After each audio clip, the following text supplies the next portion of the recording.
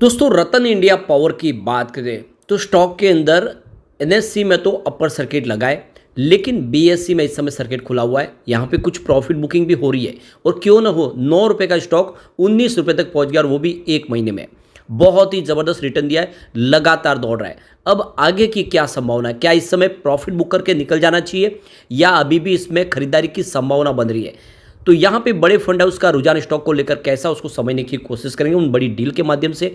इसके अलावा कंपनी ने जो बहुत कुछ अचीव किया, इस बार जो भारी भरकम प्रॉफिट बताया, उसके बाद क्या कंपनी की मुसीबतें कम होती हुई दिखाई दे रही है?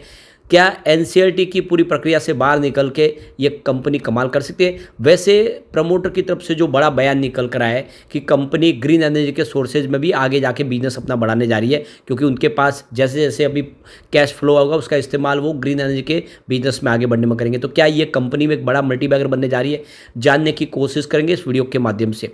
लेकिन फ्रेंड, उससे पहले अगर आप पहली बार हमारे चैनल पे आए तो चैनल को सब्सक्राइब कर दीजिए, एक बेल आइकॉन दबा दीजिए ताकि जब भी नया वीडियो बने पहला नोटिफिकेशन आपको मिले। वीडियो पसंद आए तो लाइक से जरूर कीजिए।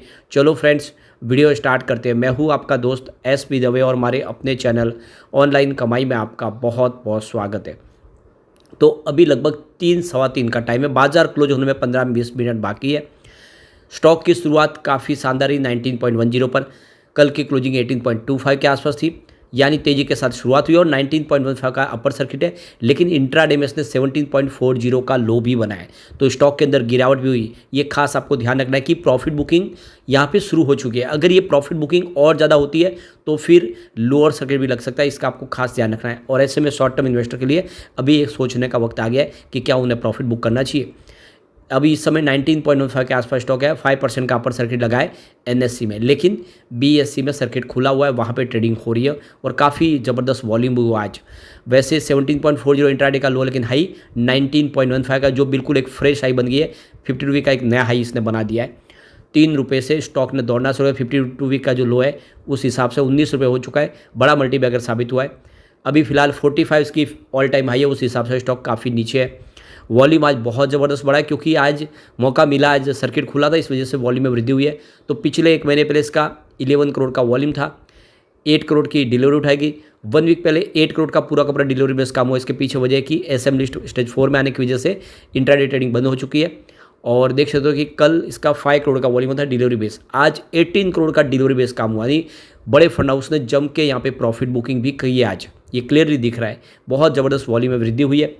और इसके बीच में जो बड़ी अपडेट निकल के आ रही है, रतन इंडिया पावर की तरफ से एक्सचेंज को जो नोटिस के माध्यम से जानकारी दी गई है कि कंपनी ने अपने Q4 के रिजल्ट की जो यहाँ पे ऑडियो रिकॉर्डिंग है वो लिंक उसका शेयर कर दिया है। यानी चाहे जो भी चाहे वो उस रिजल्ट को समझ सकता है, उसके बारे में जानकारी ले सकता है।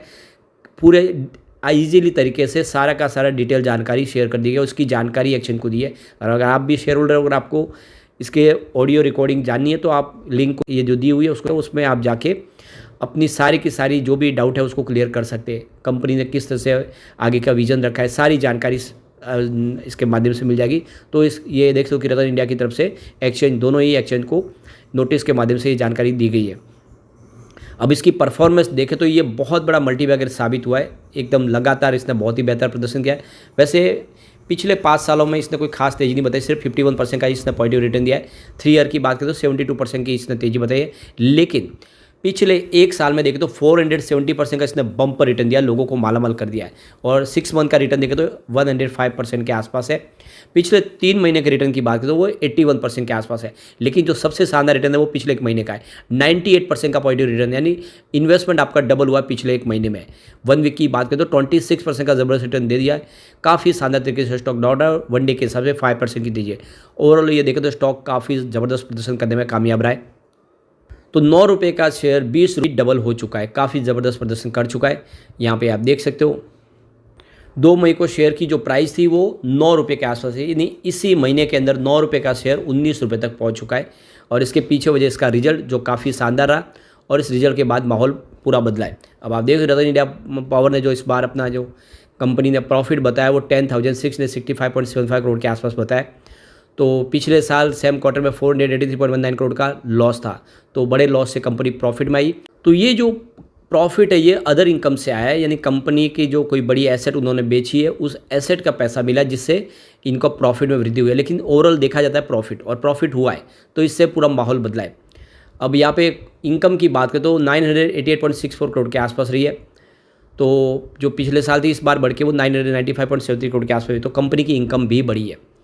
तो कुल मिला के देखें तो इस बार कंपनी लॉस में से प्रॉफिट में आई है, और इसी वजह से यहाँ पे कंपनी का बहुत ही शानदार तरीके से वृद्धि की संभावना बनने लगी है। पिछले दिनों संजीव बसी ने भी इसको पावर सेक्टर का नया सोना कहा था, और देख दो कि उन्होंने 18 का टारगेट दिया जो जल्द ही हिट भी हो गया। आप देख दो उस टारगेट को इसने अचीव कर लिया है। यहाँ पे प्रमोटर की होल्डिंग अगर आप देखें तो 44.06% के आसपास है, जो काफ़ी अच्छी है। किसी पेनी स्टॉक में ये होल्डिंग काफ़ी अच्छी कही जाती है। एफआई का भी 2.97% का निवेश है। डीआई की बात करें उनकी 6.67% की होल्डिंग है। पब्लिक और अदर बड़े होल्डर्स की बात करें तो सिर्फ 39.61% की होल्डिंग है, और कॉर्पोरेट होल्डिंग भी यहाँ पे 6.7% के आसपास है। कुल मिला के होल्डिंग पैटर्न काफ़ी अच्छा है। यहाँ पे इसके सिंपल मूविंग एवरेज को देखें तो 5 डेज के हिसाब से 15.05 है, 10 डेज के हिसाब से देखें तो 13.86 सिंपल मूविंग एवरेज दिखाई देगा, 20 डेज के हिसाब से 12.02 है, 50 डे की बात करें तो 10.08 सिंपल मूविंग एवरेज दिखाई देगा आपको, 100 डेज के हिसाब से 10.22 मूविंग एवरेज है, और 300 डेज के हिसाब से 8.83 का सिंपल मूविंग एवरेजेस है। अब कुछ बड़ी डील हुई है, उन डील की तरफ चलते हैं जो क्या इशारा कर रही है। तो यहाँ पे देखो कि सुबह सुबह 9:15 पर 19.15 पर अपर सर्किट पर ही 15,40,000 शेयरों की एक बड़ी खरीदारी हुई। फिर 9:27 पर 19.39 की प्राइस से 5 लाख शेयरों की एक खरीदारी और हुई। तो ये बीएससी में हुई है, क्योंकि एनएससी में तो 19.15 पर ही अपर सर्किट था, तो बीएससी में ये डील हुई है। फिर 9:43 पर 19.15 की प्राइस से 69,81,000 शेयरों की बम्पर खरीदारी हुई। किसी बड़े फंड हाउस ने भारी भरकम खरीदारी की है, और उसी समय लगभग 9:44 पर 19.15 की प्राइस से ही 12 लाख शेयरों की एक बड़ी खरीदारी और हुई। यानी ये देखो कि करीब 90 लाख के आसपास किसी ने शेयर खरीदे, यानी इस लेवल पे भी अभी जम के खरीदारी अभी भी हो रही है। यानी शेयर में अभी भी आगे बढ़ने की संभावना बाकी है, वो बड़े फंड हाउस इस लेवल पे भी खरीदारी कर रहे हैं। फिर 9:52 पर 19.15 की प्राइस से यहाँ पे देखो कि 12 लाख शेयरों की एक बड़ी खरीदारी और हुई। उसके बाद 9:57 पर 17.50 की प्राइस से यहाँ पे देखो कि 7,84,000 शेयरों की एक प्रॉफिट बुकिंग हुई। फिर 9:58 पर 17.50 की प्राइस से ही 8,09,000 शेयरों की एक प्रॉफिट बुकिंग और हुई, और इसी वजह से थोड़ा सा शेयर नीचे आया, प्रॉफिट बुकिंग शुरू हुई। लेकिन 10:48 पर 17.85 की प्राइस से 7,18,000 शेयरों की एक फिर से खरीदारी हुई। तो ये क्लियरली आप देख लो कि कुछ डील हुई है बिकवाली की, जिसकी वजह से शेयर की प्राइस नीचे आई, लेकिन खरीदारी अभी भी बन रही है। ऐसे में ये बात समझ सकते हो कि जैसे सर्किट खुल रहे हो सकता है कि लोअर सर्किट भी शुरू हो जाए, तो वो इन्वेस्टर जिन्होंने 9, 10, 11 रुपये के आसपास खरीदारी किया और वो शॉर्ट टर्म या फिर मिड टर्म इन्वेस्टर है, उनको बहुत अच्छा प्रॉफिट मिल रहा है, एक बार प्रॉफिट बुक कर सकते हैं। लॉन्ग टर्म इन्वेस्टर चाहे तो बने रहे, या फिर अपना कम से कम आधा निवेश बेच सकते हैं, क्योंकि लोअर सर्किट की संभावना भी यहाँ पे दिख रही है। लेकिन फ्रेंड, कोई भी इन्वेस्टमेंट करने से पहले अपने फाइनेंशियल एडवाइजर से बड़े ले ले, या अपना खुद का रिसर्च करें, क्योंकि मैंने वीडियो आपके एजुकेशनल पर्पज़ के लिए ही बनाया। वीडियो पसंद आए तो लाइक से जरूर कीजिए और चैनल को सब्सक्राइब कर दीजिए। Thank you friends.